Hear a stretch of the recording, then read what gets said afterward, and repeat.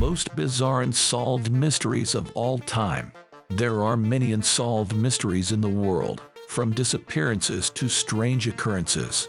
In this video, we'll look at a few of the most peculiar and fascinating unsolved mysteries that have baffled scholars, detectives, and inquisitive minds for years. So let's get started right away. Welcome to the Amazed channel, subscribe, and let's dive in. Chicago Tylenol murders. In the Chicago region on September 29, 1982, 7 people died after taking poisoned Tylenol pills. When Nick Pichot's analyzed Mary Kellerman's and Jana's Tylenol bottles and discovered they shared a control number, 2880, the investigators were able to make connections. According to blood testing, each victim had ingested 100 to 1,000 times the fatal dose. Tylenol bottles numbering over 31 million have been recalled, and Johnson & Johnson has issued alerts. Along with offering to replace recalled bottles with new ones, they also promised a $100,000 prize for information leading to the capture of the offender. No one has ever been charged with the poisonings or found guilty of it as of this writing. The case of JonBenet Ramsey. In Boulder, Colorado, on December 26, 1996, Patsy Ramsey claimed to have found a ransom note for her 6-year-old daughter JonBenet Ramsey on the back stairs. This led her to report JonBenet missing to the police at 5:52 in the morning. Only John Ramsey, her father, Patsy, her mother, Burke, and her brother were present inside the home. Less than 8 hours later, JonBenet's body was discovered inside the house in the utility room in the basement. With at least 5 high-end child beauty competition victories, JonBenet was regarded as a child beauty queen superstar at the time of her passing. In the end, homicide was determined to be the cause of her death. According to the autopsy, JonBenet died from asphyxia by strangulation associated with craniocerebral trauma. The case garnered widespread attention due to JonBenet's fame as a beauty queen and the fact that her mother was also a previous beauty queen. The incident is still unsolved today, and there is an ongoing investigation. The Zodiac Killer.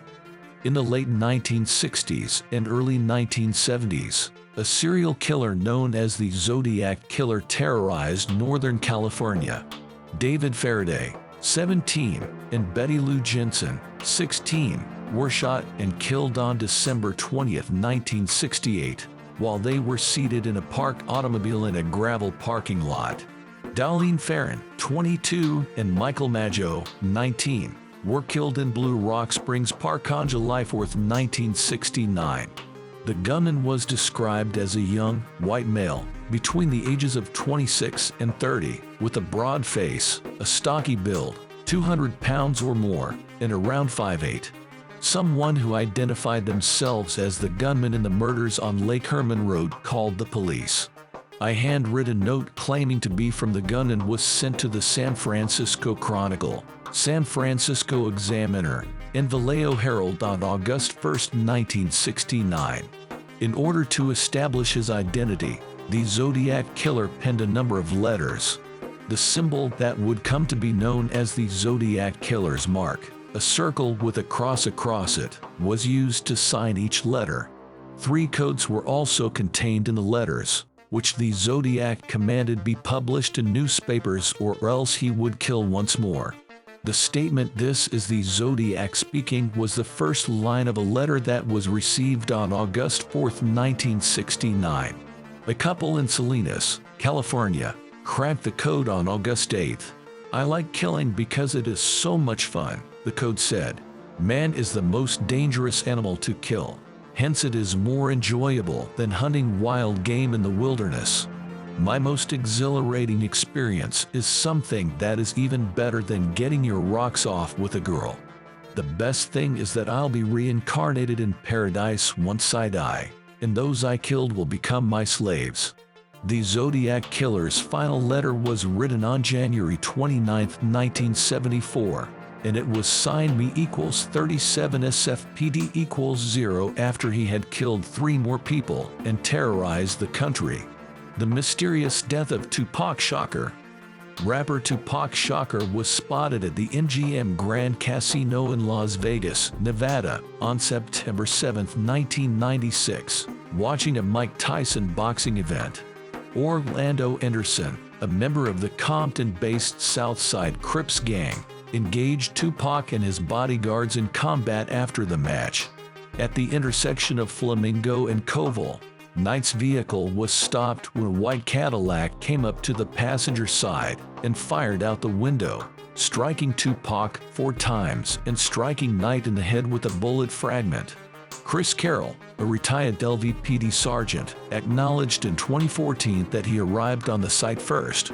Carroll asked who shot you when he opened the car door and the rapper tumbled out soaked in blood. Tupac inhaled deeply and said only a few words of explanation before passing out. He was subsequently brought to UMC, where he was put into a medically induced coma and put on life support. 6 days after the incident, on September 13, 1996, Tupac suffered injuries that led to his death at the age of 25. No one was ever detained by Las Vegas police in relation to the homicide. They neglected to contact Yaki Gaddafi, a companion of Tupac who claimed to know who the attacker was. The Watcher House. The Broaddus family, which included Maria and Derek, were preparing to move into their new residence at 657 Boulevard in Westfield, New Jersey. A letter addressed to the new owner in large, clumsy handwriting showed up in their new mailbox 3 days after the sale was finalized. Dear new neighbor at 657 Boulevard, allow me to welcome you to the neighborhood, the note said. What brought you here? Did 657 Boulevard make a strong internal call to you? Additionally, information about the Broaddus family was revealed in the letter, such as you have kids. I've observed them. Do you need to fill the house with the young blood are requested? I've counted at least 3 so far. The author signed his or her name in cursive at the bottom of the letter as the Watcher. The Broaddus family got a letter from John and Andrea Woods, the former owners who had sold them the home. They thought it was strange and threw it away carelessly.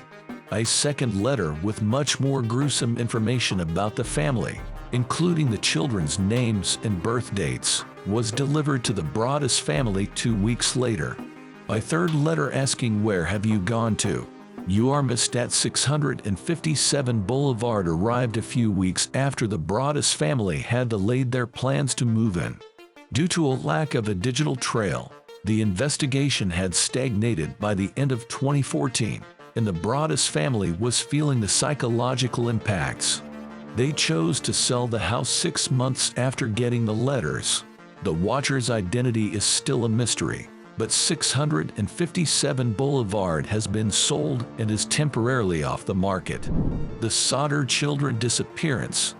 George and Jenny Sauter were sleeping the night before Christmas in Fayetteville, West Virginia, with 9 of their children when a fire broke out in the home around 1 o'clock in the morning.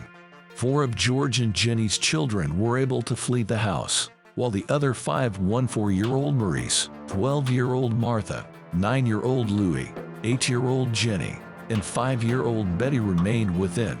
To save the remaining kids, George broke back inside the house, but his ladder was nowhere to be found, and the staircase was on fire. One of the kids who managed to escape the fire, Marion, raced to a neighbor's house and tried to call the fire department, but the operator didn't answer. The operator didn't answer the phone when a different neighbor called. The house was completely destroyed when the firefighters arrived. The 5 missing youngsters were thought dead as a result of the fire even though authorities searched through the ash for their remains. Morris opined that the flames were so intense they incinerated. Bad wiring was determined to be the cause of the fire and death certificates for the 5 missing children were issued. Soon after the fire, George and Jenny started to worry that their kids had been abducted and the fire had been started on purpose as a distraction. A woman reported seeing all 5 of the missing kids looking out of a passing automobile. A week after the fire, 4 of the 5 children were seen by another mother who was staying at a motel in Charleston after seeing their pictures in a newspaper. The Sauter family kept a billboard with photographs of the 5 missing kids and a prize for information on State Route 16 from the 1950s until Jenny Sauter's death in the late 1980s.